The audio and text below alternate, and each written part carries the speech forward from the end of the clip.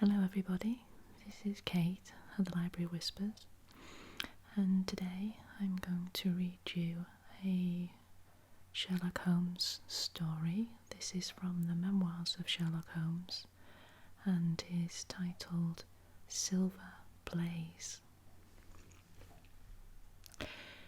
I'm afraid, Watson, I shall have to go, said Holmes, as we sat down together to our breakfast one morning.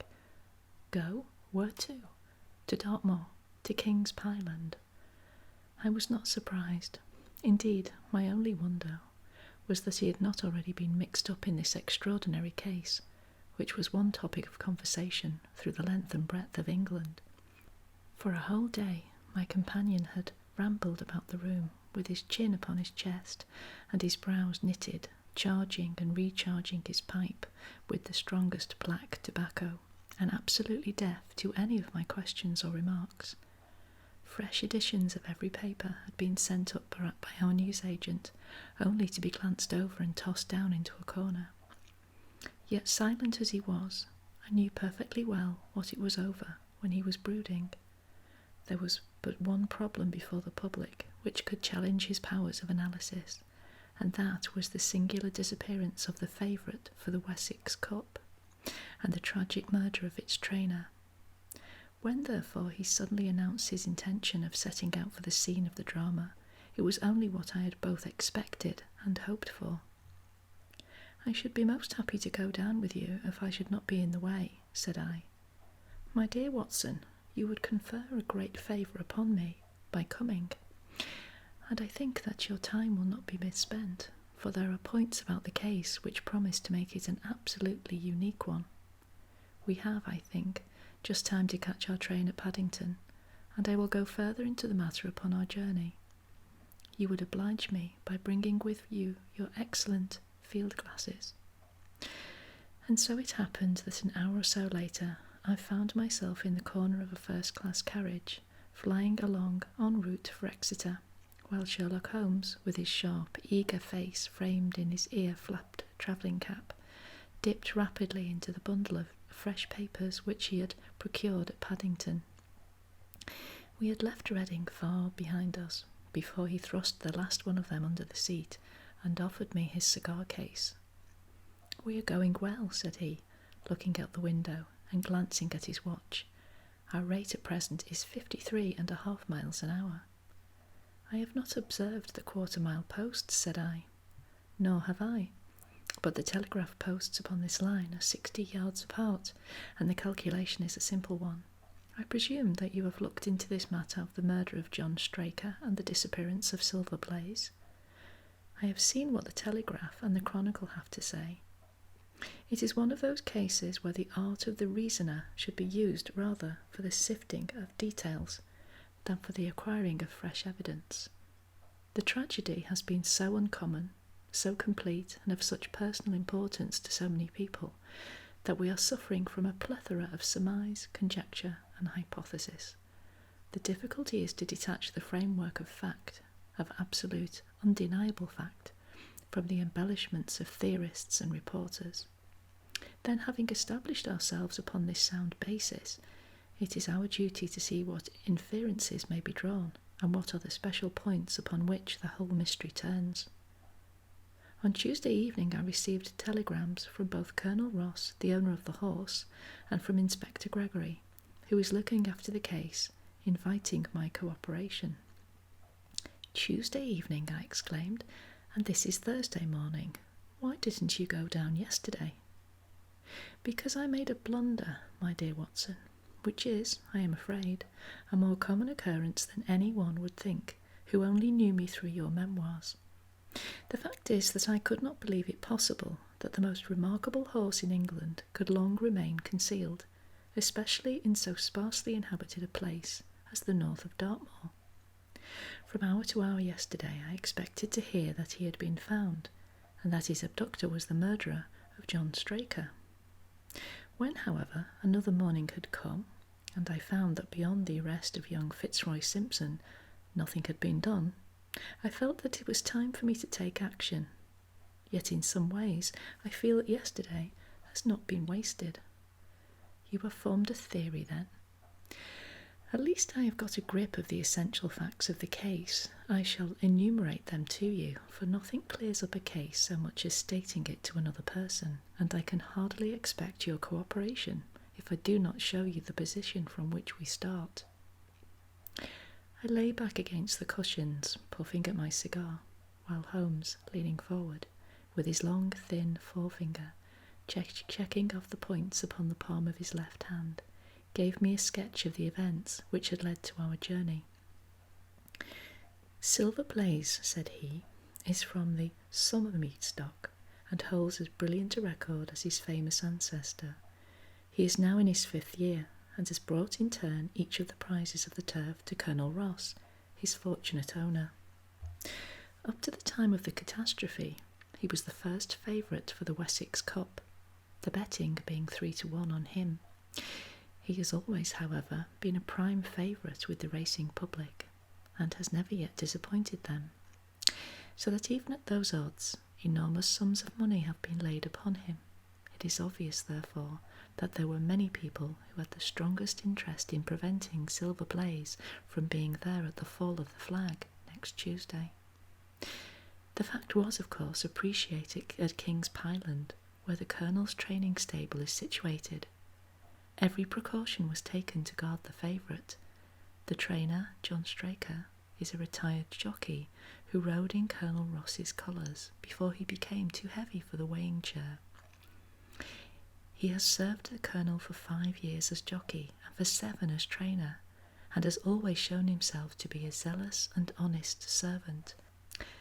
Under him were 3 lads, for the establishment was a small one, containing only 4 horses in all.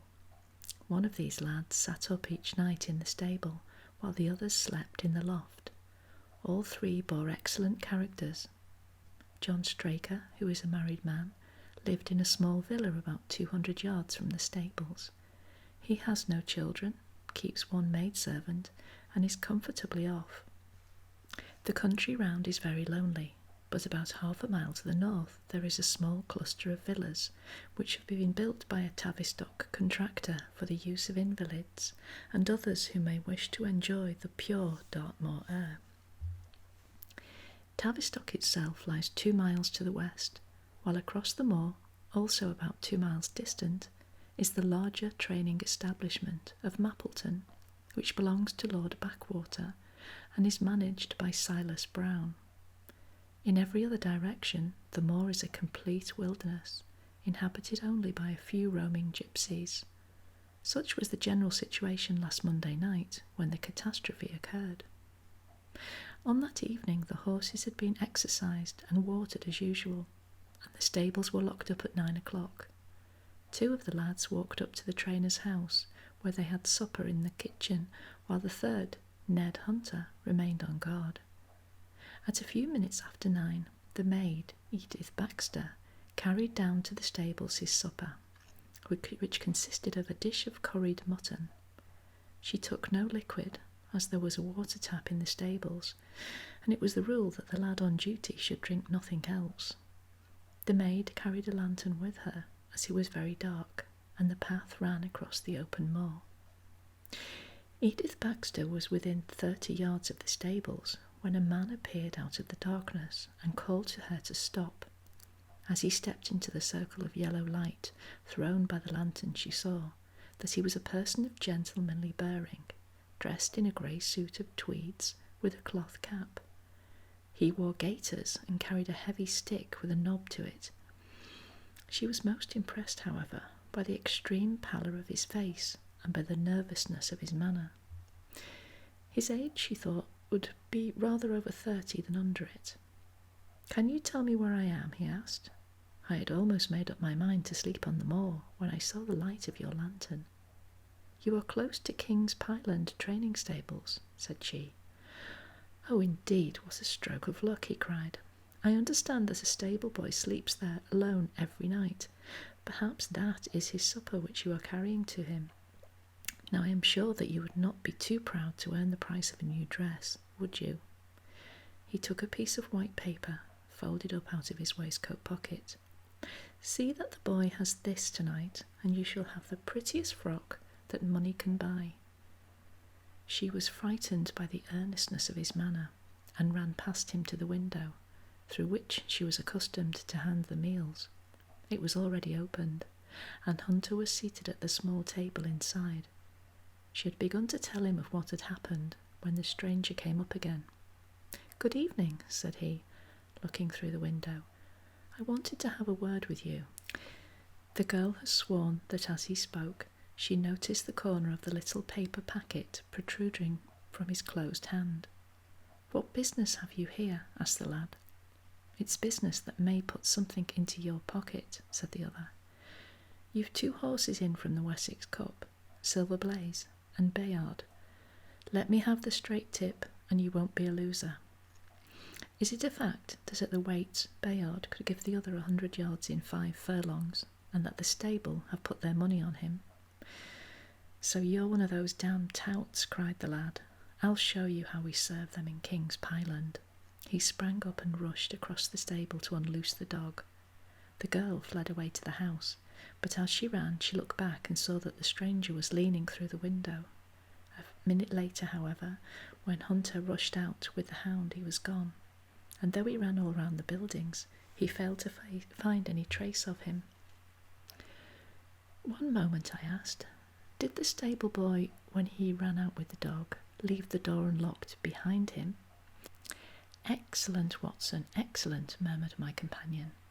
"The importance of the point struck me so forcibly that I sent a special wire to Dartmoor yesterday to clear the matter up. The boy locked the door before he left it. The window, I may add, was not large enough for a man to get through." Hunter waited until his fellow grooms had returned, when he sent a message to the trainer and told him what had occurred. Straker was excited at hearing the account, although he does not seem to have quite realised its true significance. It left him, however, vaguely uneasy, and Mrs. Straker, waking at 1 in the morning, found that he was dressing. In reply to her inquiries, he said that he could not sleep on account of his anxiety about the horses, and that he intended to walk down to the stables to see that all was well. She begged him to remain at home, as she could not hear the rain pattering against the window. But in spite of her entreaties, he pulled on the large mackintosh and left the house. Mrs. Straker awoke at 7 in the morning to find that her husband had not yet returned. She dressed herself hastily, called the maid, and set off for the stables. The door was open inside. Huddled together upon a chair, Hunter was sunk in a state of absolute stupor. The favourite stall was empty, and there were no signs of his trainer. The 2 lads who slept in the chaff-cutting loft above the harness room were quickly aroused. They had heard nothing during the night, for they are both sound sleepers. Hunter was obviously under the influence of some powerful drug, and as no sense could be got out of him, he was left to sleep it off, while the 2 lads and the 2 women ran out in search of the absentees. They still had hopes that the trainer had for some reason taken out the horse for early exercise, but on ascending the knoll near the house, from which all the neighbouring moors were visible, they could not only see the signs of the missing favourite, but they perceived something which warned them that they were in the presence of a tragedy. About 1/4 of a mile from the stables, John Straker's overcoat was flapping from a furze bush. Immediately beyond there was a bowl-shaped depression in the moor, and at the bottom of this was found the dead body of the unfortunate trainer. His head had been shattered by a savage blow from some heavy weapon, and he was wounded on the thigh, where there was a long, clean cut, inflicted evidently by some very sharp instrument. It was clear, however, that Straker had defended himself vigorously against his assailants, for in his right hand he held a small knife, which was clotted with blood up to the handle, while in his left he clasped a red and black silk cravat, which was recognised by the maid as having been worn on the previous evening by the stranger who had visited the stables. Hunter, on recovering from his stupor, was also quite positive as to the ownership of the cravat. He was equally certain that the same stranger had, while standing at the window, drugged his curried mutton, and so deprived the stables of their watchman. As to the missing horse, there were abundant proofs in the mud which lay at the bottom of the fatal hollow that had been there at the time of the struggle.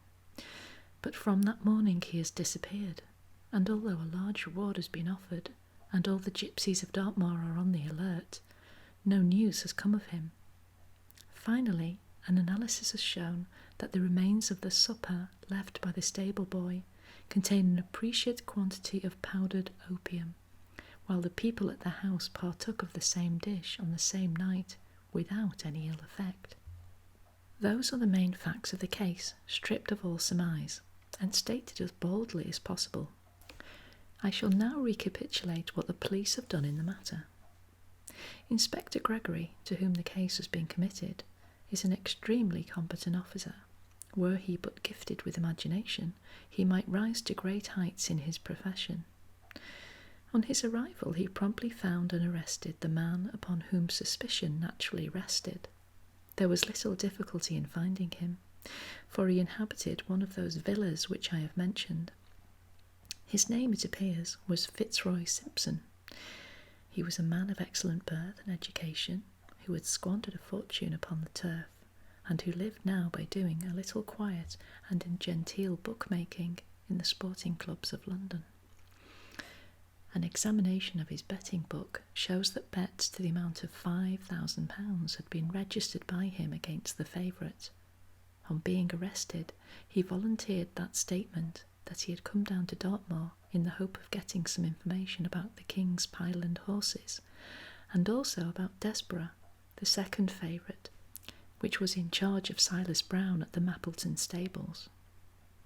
He did not attempt to deny that he had acted as described upon the evening before, but declared that he had no sinister designs, and had simply wished to obtain first-hand information. When confronted with his cravat, he turned very pale, and was utterly unable to account for its presence in the hand of the murdered man.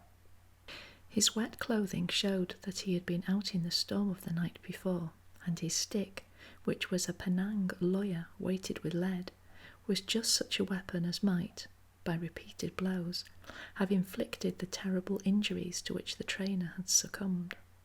On the other hand, there was no wound upon his person, while the state of Straker's knife would show that one at least of his assailants must bear his mark upon him. There you have it all in a nutshell, Watson, and if you can give me any light, I shall be infinitely obliged to you. I had listened with the greatest interest to the statement which Holmes, with characteristic clearness, had laid before me. Though most of the facts were familiar to me, I had not sufficiently appreciated their relative importance, nor their connection to each other. Is it not possible, I suggested, that the incised wound upon Straker may have been caused by his own knife in the convulsive struggles which follow any brain injury? It is more than possible, it is probable, said Holmes. In that case, one of the main points in favour of the accused disappears. And yet, said I, even now I fail to understand what the theory of the police can be. I am afraid that whatever theory we state has very grave objections to it, returned my companion. The police, I imagine, I take it, that this Fitzroy Simpson, having drugged the lad and having in some way obtained a duplicate key, opened the stable door and took out the horse, with the intention apparently of kidnapping him altogether. His bridle is missing, so that Simpson must have put this on. Then, having left the door open behind him, he was leading the horse away over the moor, when he was either met or overtaken by the trainer. A row naturally ensued. Simpson beat out the trainer's brains with his heavy stick, without receiving any injury from the small knife which Straker used in self-defence, and then the thief either led the horse on to some secret hiding-place, or else he may have bolted during the struggle, and be now wandering out on the moors. That is the case as it appears to the police, and improbable as it is, all the other explanations are more improbable still. However, I shall very quickly test the matter when I am once upon the spot, and until then I cannot really see how we can get much further than our present position. It was evening before we reached the little town of Tavistock, which lies like the boss of a shield in the middle of the huge circle of Dartmoor. 2 gentlemen were awaiting us in the station. The one a tall, fair man with lion-like hair and beard and curiously penetrating light blue eyes. The other a small, alert person, very neat and dapper, in a frock coat and gaiters, with trim little side whiskers and an eyeglass. The latter was Colonel Ross, the well-known sportsman. The other, Inspector Gregory, a man who was rapidly making his name in the English detective service. "I am delighted that you have come down, Mr. Holmes," said the Colonel. "The Inspector here has done all that could possibly be suggested, but I wish to leave no stone unturned in trying to avenge poor Straker and in recovering my horse." "Have there been any fresh developments?" asked Holmes. "I am sorry to say that we have made very little progress," said the Inspector. "We have an open carriage outside, and as you would no doubt like to see the place before the light fails, we might talk it over as we drive." A minute later we were all seated in a comfortable landau, and were rattling through the quaint old Devonshire city.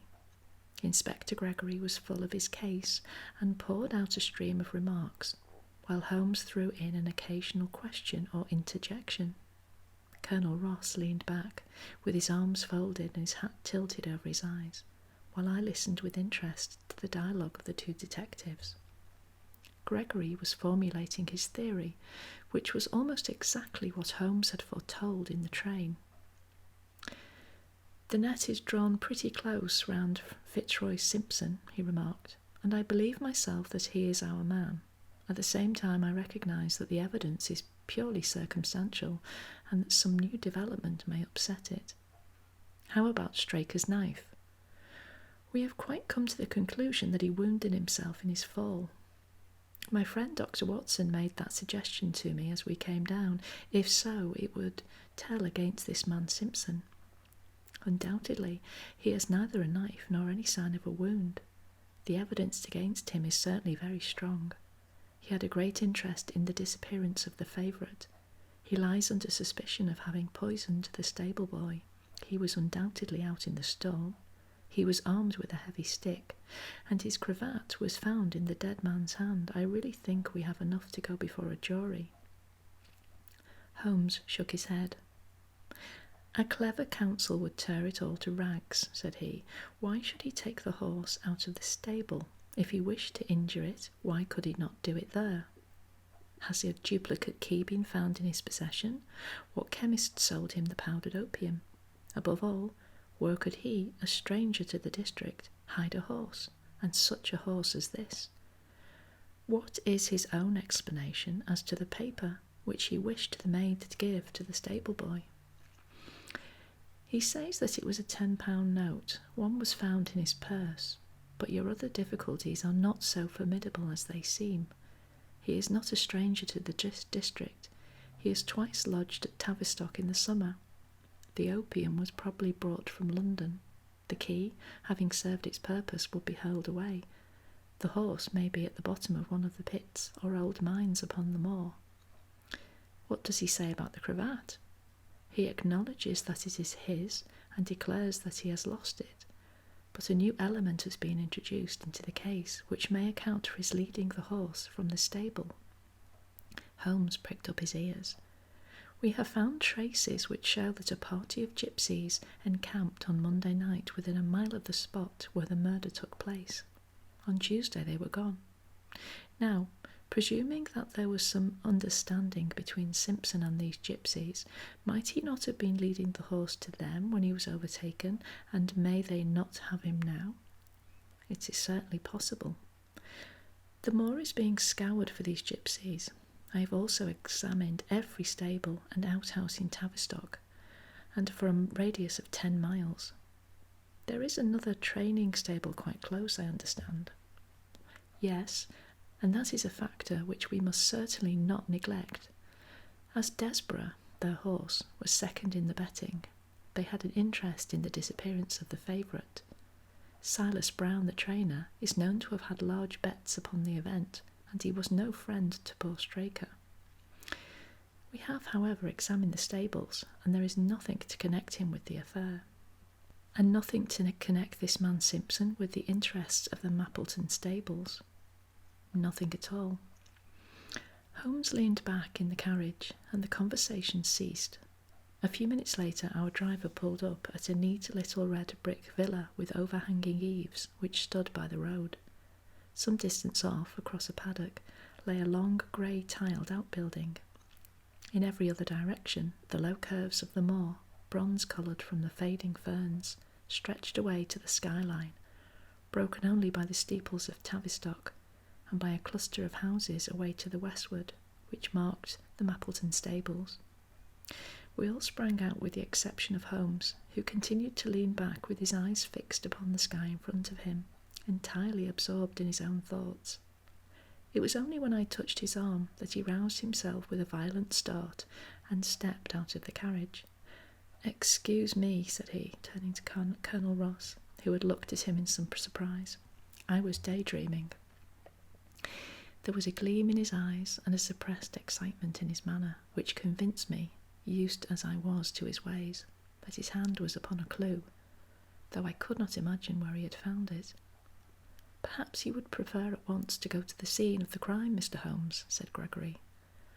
"I think I should prefer to stay here a little and go into one or two questions of detail. Straker was brought back from here, I presume?" "Yes, he lies upstairs. The inquest is tomorrow." "He has been in your service some years, Colonel Ross. I have always found him an excellent servant. I presume that you made an inventory of what he had in his pockets at the time of his death, Inspector?" "I have the things myself, in the sitting-room, if you would care to see them." "I should be very glad." We all filed into the front room and sat around the central table, while the inspector unlocked a square tin box and laid a small heap of things before us. There was a box of vestas, 2 inches of tallow candle, an ADP, briar-root pipe, a pouch of sealskin with 1/2 ounce of long-cut Cavendish, a silver watch with a gold chain, 5 sovereigns in gold, an aluminium pencil case, a few papers, and an ivory-handled knife with a very delicate, inflexible blade marked Weiss & Co., London. "This is a very singular knife," said Holmes, lifting it up and examining it minutely. "I presume, as I see bloodstains upon it, that it is the one which was found in the dead man's grasp. Watson, this knife is surely in your line." "It is what we call a cataract knife," said I. "I thought so. A very delicate blade, devised for very delicate work. A strange thing for a man to carry with him upon a rough expedition, especially as it would not shut in his pocket.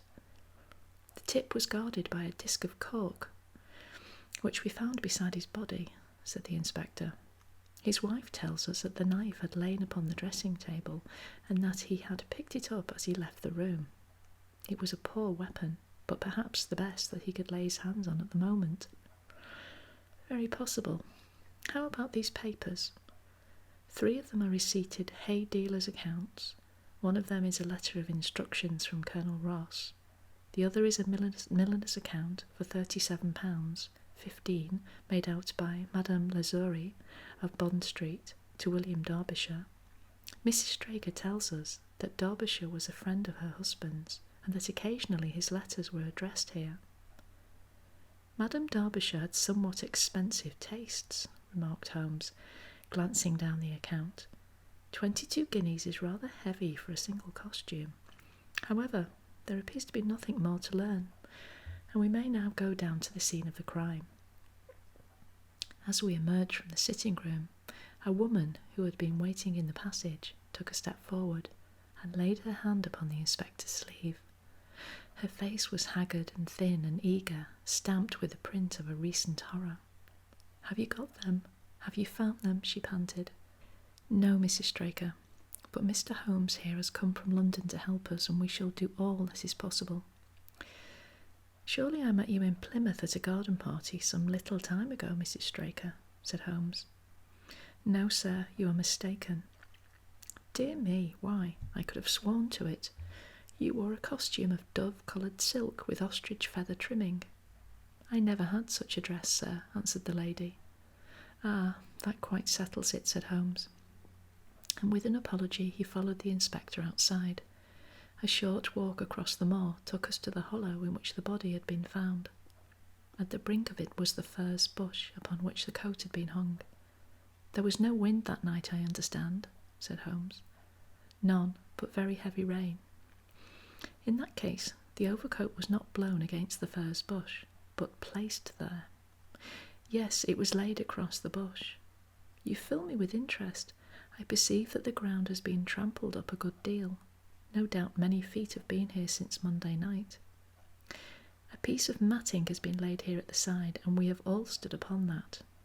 Excellent.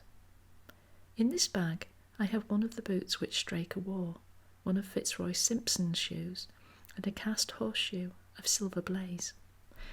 My dear Inspector, you surpass yourself. Holmes took the bag, and descending into the hollow, he pushed the matting into a more central position. Then stretching himself upon his face, and leaning his chin upon his hands, he made a careful study of the trampled mud in front of him. Hello, said he suddenly. What's this? It was a wax vesta half burned, which was so coated with mud that it looked at first like a little chip of wood. I cannot think how I came to overlook it, said the inspector, with an expression of annoyance. It was invisible, buried in the mud. I only saw it because I was looking for it. What? You expected to find it? I thought it not unlikely. He took the boots from the bag and compared the impressions of each of them with marks upon the ground. Then he clambered up to the rim of the hollow and crawled among the ferns and bushes. I am afraid that there are no more tracks, said the inspector. I have examined the ground very carefully for 100 yards in each direction. Indeed, said Holmes, rising, I should not have the impertinence to do it again, after what you say, but I should like to take a little walk over the moor before it grows dark, that I may know my ground tomorrow. And I think that I shall put this horseshoe into my pocket for luck. Colonel Ross, who had shown some signs of impatience at my companion's quiet and systematic method of work, glanced at his watch. I wish you would come back with me, Inspector, said he. There are several points on which I should like your advice, and especially as to whether we do not owe it to the public to remove our horse's name from the entries for the cup. Certainly not, cried Holmes with decision. I should let the name stand. The colonel bowed. I am very glad to have had your opinion, sir, said he. You will find us at poor Straker's house when you have finished your walk, and we can drive together into Tavistock. He turned back with the inspector, while Holmes and I walked slowly across the moor. The sun was beginning to sink behind the stables of Mappleton, and the long, sloping plain in front of us was tinged with gold, deepening into rich, ruddy browns where the faded ferns and brambles caught the evening light.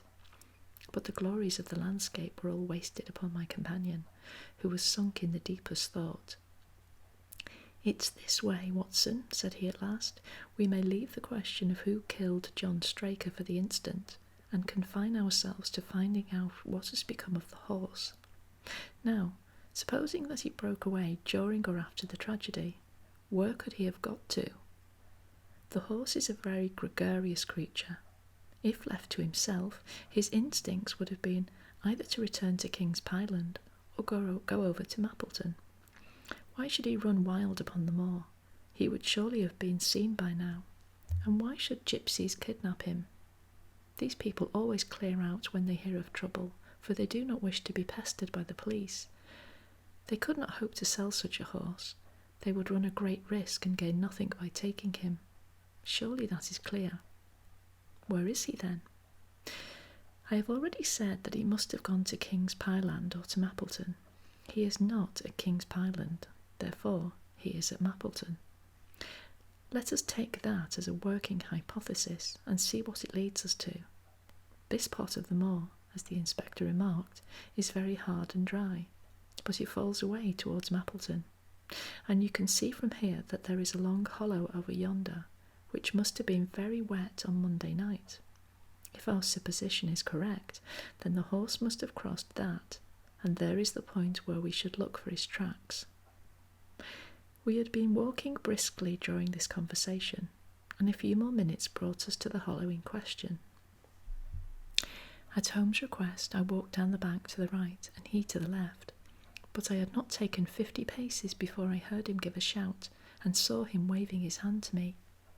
The track of a horse was plainly outlined in the soft earth in front of him, and the shoe which he took from his pocket exactly fitted the impression. "See the value of imagination," said Holmes. "It is the one quality which Gregory lacks. We imagined what might have happened, acted upon the supposition, and find ourselves justified. Let us proceed." We crossed the marshy bottom and passed over a quarter of a mile of dry, hard turf. Again the ground sloped, and again we came on the tracks. Then we lost them for half a mile, but only to pick them up once more quite close to Mappleton. It was Holmes who saw them first, and he stood pointing with a look of triumph upon his face. A man's track was visible beside the horse's. "The horse was alone before," I cried. "Quite so, it was alone before. Hello, what is this?" The double track turned sharp off and took the direction of King's Pyland. Holmes whistled, and we both followed along after it. His eyes were on the trail, but I happened to take a look to one side and saw to my surprise the same tracks coming back again in the opposite direction. "One for you, Watson," said Holmes, when I pointed it out. "You have saved us a long walk, which would have brought us back on our traces. Let us follow the return track." We had not to go far. It ended at the paving of asphalt, which led us up to the gates of the Mappleton stables. As we approached, a groom ran out from them. "We don't want any loiterers about here," said he. "I only wish to ask a question," said Holmes, with his finger and thumb in his waistcoat pocket. "Should I be too early to see your master, Mr. Silas Brown, if I were to call at 5 o'clock tomorrow morning?" "Bless you, sir, if anyone is about, he will be, for he is always the first stirring. But here he is, sir, to answer your questions for himself." "No, sir, no, it is as much as my place is worth to let him see my touch your money. Afterwards, if you like." As Sherlock Holmes replaced the half-crown which he had drawn from his pocket, a fierce-looking elderly gentleman strode out from the gate, with a hunting-crop swinging in his hand. "What's this, Dawson?" he cried. "No gossiping. Go about your business. And you, what the devil do you want here?" 10 minutes' talk with you, my good sir," said Holmes in the sweetest of voices. "I've no time to talk to every gadabout. We want no stranger here. Be off, or you may find a dog at your heels." Holmes leaned forward and whispered something in the trainer's ear. He started violently and flushed to the temples. "It's a lie," he shouted, "an infernal lie." "Very good. Shall we argue about it here in public, or talk it over in your parlour?" "Oh, come in if you wish to." Holmes smiled. "I shall not keep you more than a few minutes, Watson," said he. "Now, Mr. Brown, I am quite at your disposal." It was 20 minutes, and the reds had all faded into greys before Holmes and the trainer reappeared. Never have I seen such a change as had been brought about in Silas Brown in that short time. His face was ashy pale. Beads of perspiration shone upon his brow, and his hands shook until the hunting crop wagged like a branch in the wind. His bullying, overbearing manner was all gone too, and he cringed along at my companion's side like a dog with its master. "Your instructions will be done. It shall all be done," said he. "There must be no mistake," said Holmes, looking round at him. The other winced as he read the menace in his eyes. "Oh no, there shall be no mistake. It shall be there. Should I change it first or not?" Holmes thought a little and then burst out laughing. "No, don't," said he. "I shall write to you about it. No tricks now, or—" "Oh, you can trust me, you can trust me." "Yes, I think I can. Well, you shall hear from me tomorrow." He turned upon his heel, disregarding the trembling hand which the other held out to him, and we set off for King's Pyland. A more perfect compound of the bully coward and sneak than Master Silas Brown I have seldom met with, remarked Holmes as we trudged along together. He has the horse, then? He tried to bluster out of it, but I described to him so exactly what his actions had been upon that morning that he is convinced that I was watching him. Of course you observed the peculiarly square toes in his impressions, and that his own boots exactly corresponded to them. Again, of course, no subordinate would have dared to do such a thing. I described to him now, when according to his custom he was the first down, he perceived a strange horse wandering over the moor.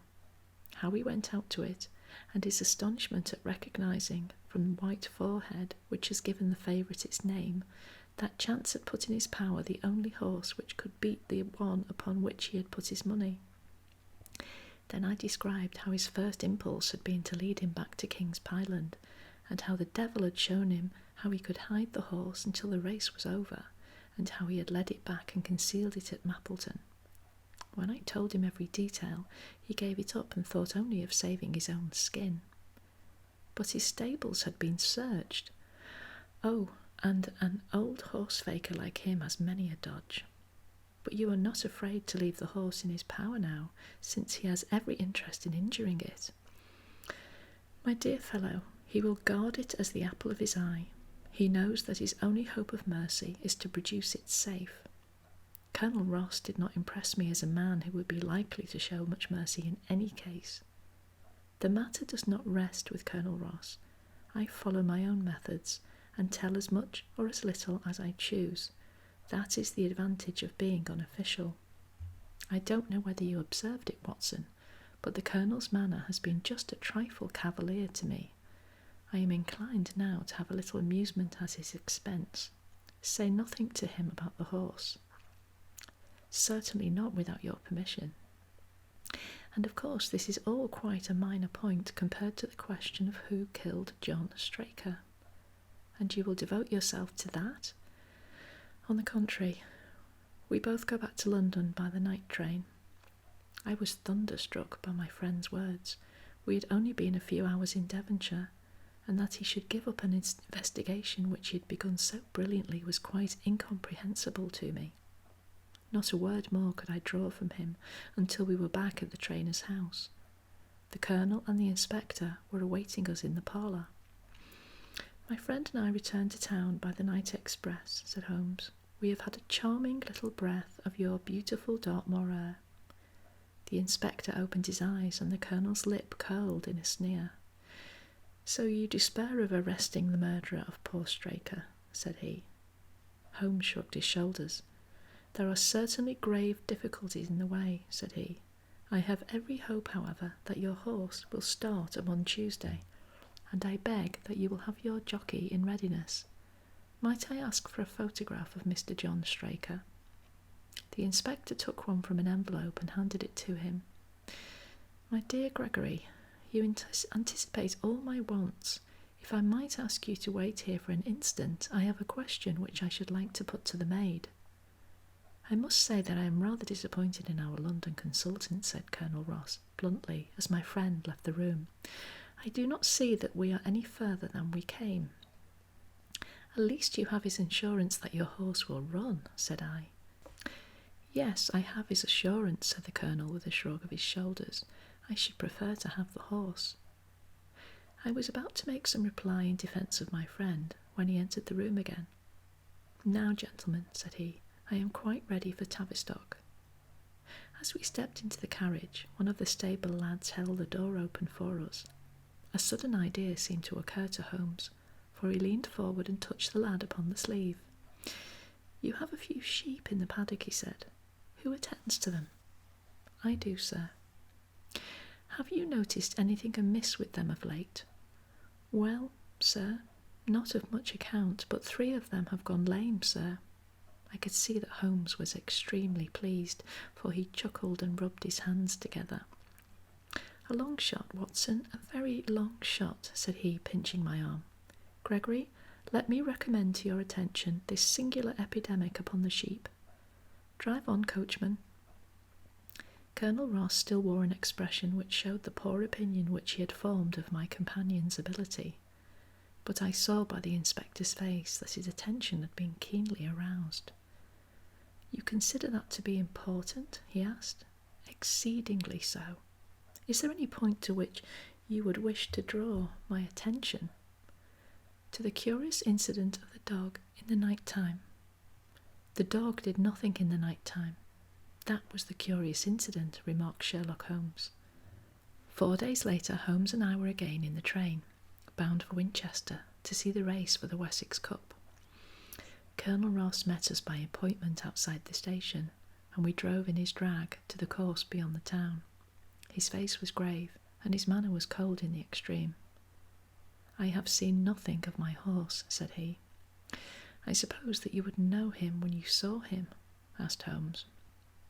The Colonel was very angry. "I have been on the turf for 20 years, and never was asked such a question as that before," said he. "A child would know Silver Blaze, with his white forehead and his modelled-off foreleg." "How is the betting?" "Well, that is the curious part of it. You could have got 15 to 1 yesterday, but the price has become shorter and shorter until you can hardly get 3 to 1 now." Said Holmes. "Somebody knows something that is clear." "We scratched our other one and put all hopes on your word," said the Colonel. "Why, what is that? Silver Blaze favourite?" 5 to 4 against Silver Blaze," roared the ring. 5 to 4 against Silver Blaze. 5 to 15 against Desborough. 5 to 4 on the field. "There are the numbers up," I cried. "They are all 6 there." "All 6 there? Then my horse is running," cried the Colonel in great agitation. "But I don't see him. My colours have not passed." "Only 5 are passed. This must be he." As I spoke, a powerful bay horse swept out from the weighing enclosure and cantered past us, bearing on its back the well-known black and red of the Colonel. "That's not my horse," cried the owner. "That beast has not a white hair upon its body. What is this that you have done, Mr. Holmes?" "Well, well, let us see how he gets on," said my friend imperturbably. For a few minutes he gazed through my field-glass. "Capital, an excellent start," he cried suddenly. "There they are, coming round the curve." From our drag we had a superb view as they came up the straight. The 6 horses were so close together that a carpet could have covered them, but halfway up the yellow of the Mappleton stable showed to the front. Before they reached us, however, Desborough's bolt was shot, and the Colonel's horse, coming away with a rush, passed the post a good 6 lengths before its rival, the Duke of Balmoral's Iris making a bad third. "It's my race, anyhow," gasped the Colonel, passing his hand over his eyes. "I confess that I can make neither head nor tail of it. Don't you think that you have kept up your mystery long enough, Mr. Holmes?" "Certainly, Colonel. You shall now know everything.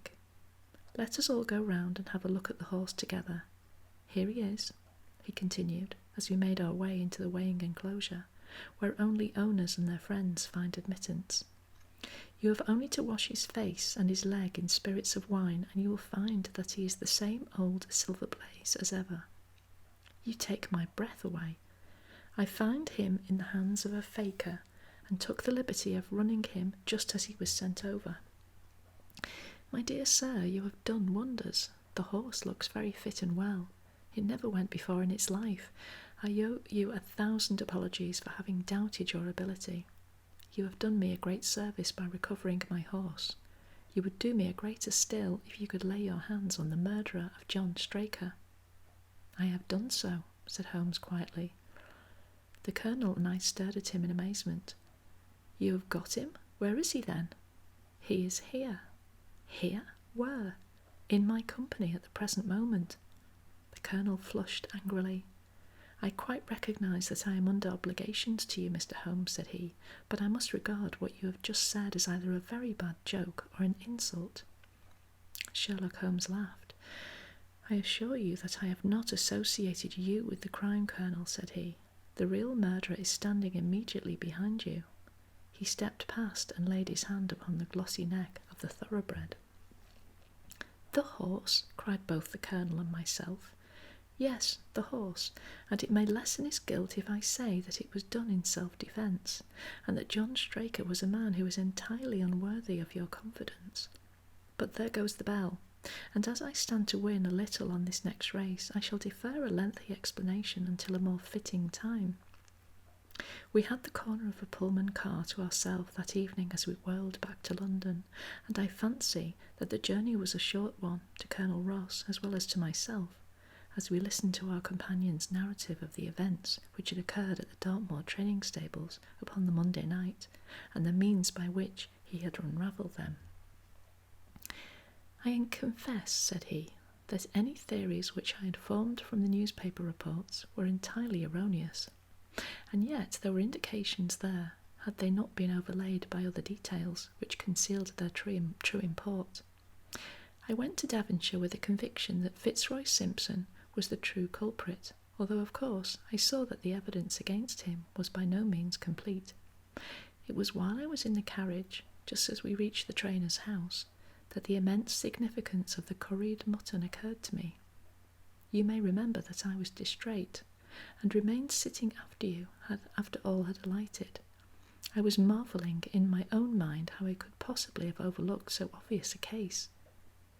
"I confess," said the Colonel, "that even now I cannot see how it helps us." It was the first link in my chain of reasoning.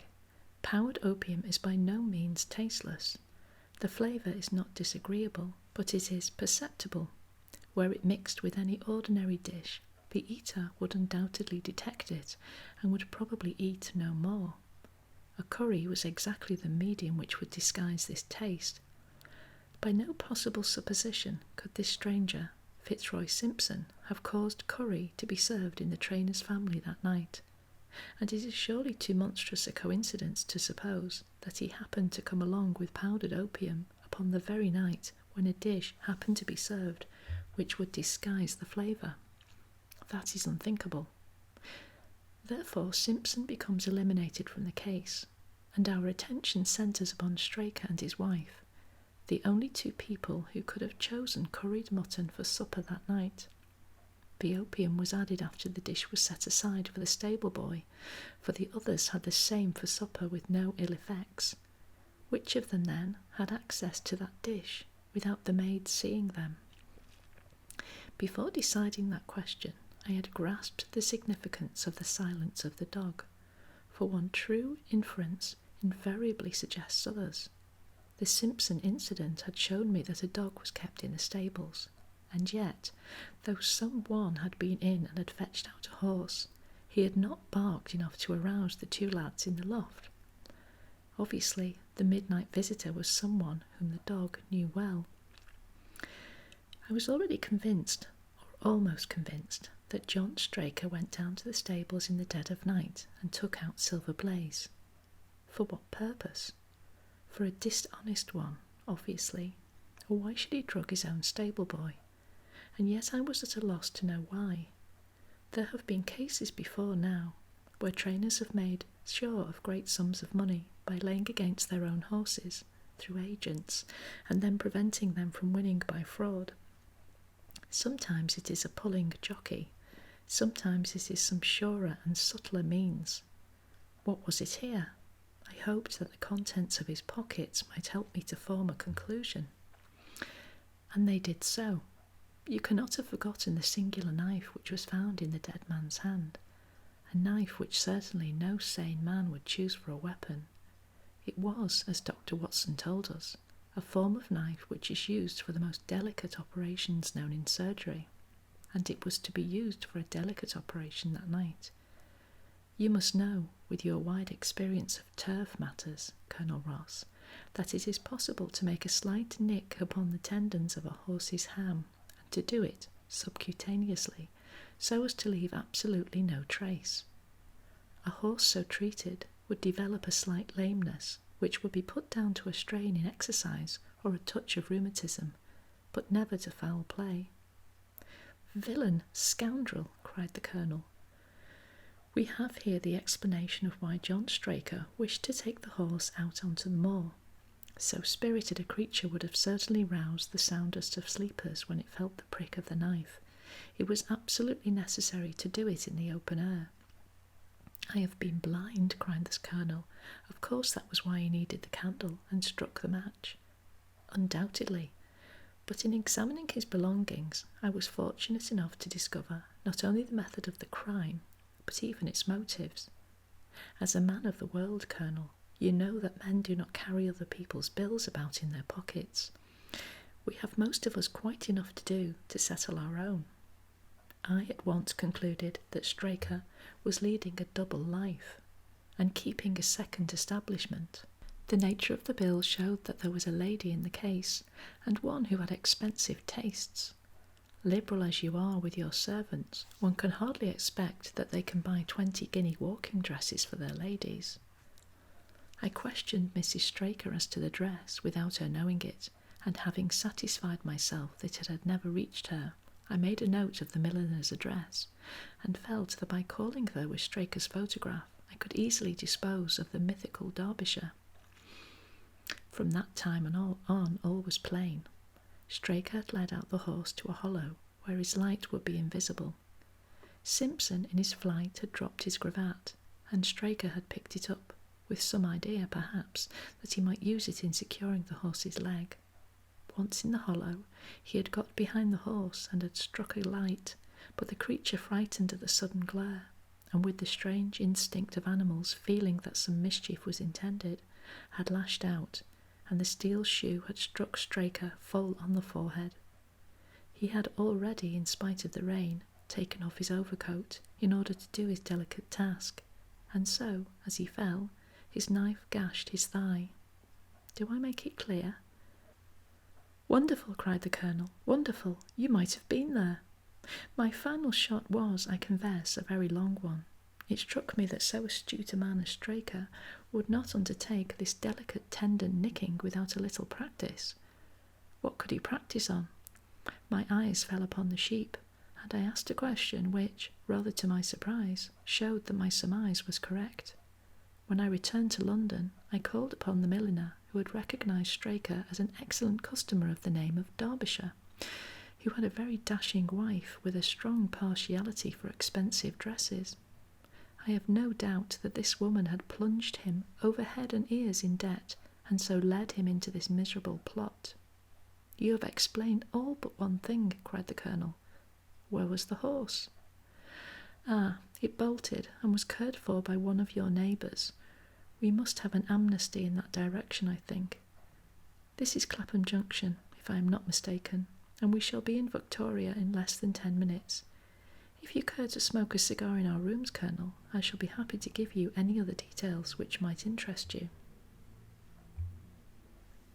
The end. Thank you for joining me and for listening to that story, The Memoirs of Sherlock Holmes, Silver Blaze. This is Kate at the Library of Whispers saying I shall see you very soon. Bye-bye for now. Bye-bye.